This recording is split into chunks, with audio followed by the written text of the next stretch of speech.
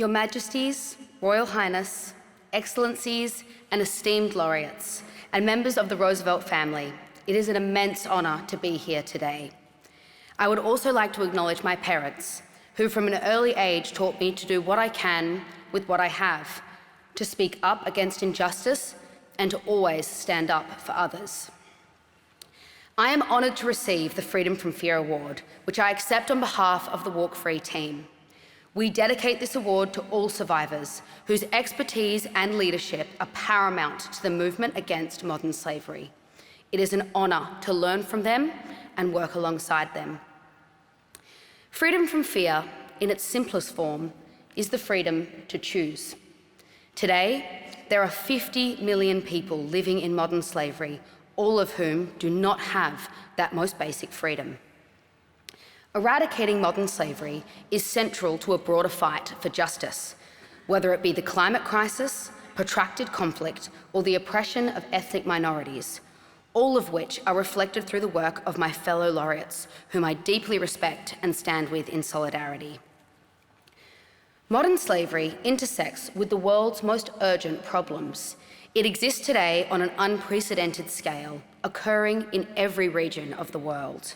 It is being fueled by 20 of the world's richest nations, responsible for 75% of global trade and billions of dollars worth of imports made by people living in forced and child labour each year.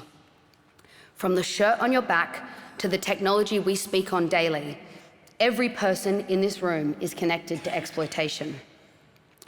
The exploitation we see in today's economy is not by default, but by design. It follows a story shaped by systemic inequality, a direct legacy of colonialism and the transatlantic slave trade, both of which have left lasting imbalances and scars in our modern world.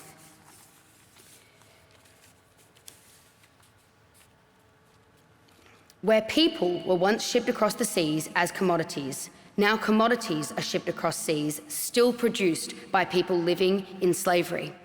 From cotton to sugar, to rare earths, to tobacco, industries that thrived under historical slavery continue to thrive on forced and child labour today. This begs the question, did wealthy countries abolish these problems or simply outsource them? There is a dangerous tendency to confine the most atrocious parts of human history to some bygone era, as though the worst is behind us. Not only is this simply untrue, but it undercuts the urgent need for systemic change and minimises the vast scale of harm happening today. It means we can condemn chattel slavery and pat ourselves on the back for having abolished the slave trade, all while continuing to rely on forced labour connected to our clothes, food, and much of our modern technology. 75 years ago, Eleanor Roosevelt drafted the Universal Declaration of Human Rights, a framework that stated each person was born with inherent, fundamental human rights. Not long after, the Geneva Conventions were finalised, setting a new standard of international law, whereby children, civilians, and aid workers were to be shielded from the horrors of war. Today, there are clear breaches of those frameworks all over the world. When leaders do not abide by the international standards of which they are willing signatories, we are left with a world that values the paper on which laws are written more than the lives of those they were written to protect. The failure to enact international law anywhere is a failure to enact it everywhere, and currently we are seeing it fail in real time. From Gaza, where people are experiencing unprecedented levels of fear, we must continue to not just advocate for their urgent safety, but for their freedom.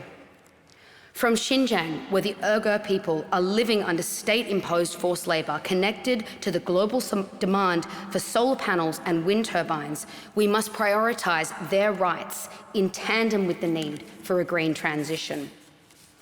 From securing the rights to every woman and girl, ensuring that she is never forced to marry against her will or as an alternate to her education. Each one of these situations represents a failure to abide by international law and uphold human rights as universal, inalienable, and indivisible. Systemic problems require systemic solutions.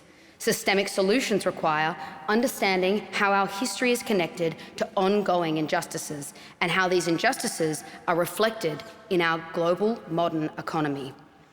Today and together, together, we truly could be the last generation living with slavery, because eradicating modern slavery is something within our reach. Starting with just 20 of the world's most powerful nations, we could change our global supply chains to shift from opaque and exploitative to transparent and accountable for the basic human rights of all people. International law either applies to all of us or none of us. Collectively, we must ensure human rights are an intrinsic reality for all people, as they were, after all, originally intended. History is calling. It is up to us how we answer. Thank you.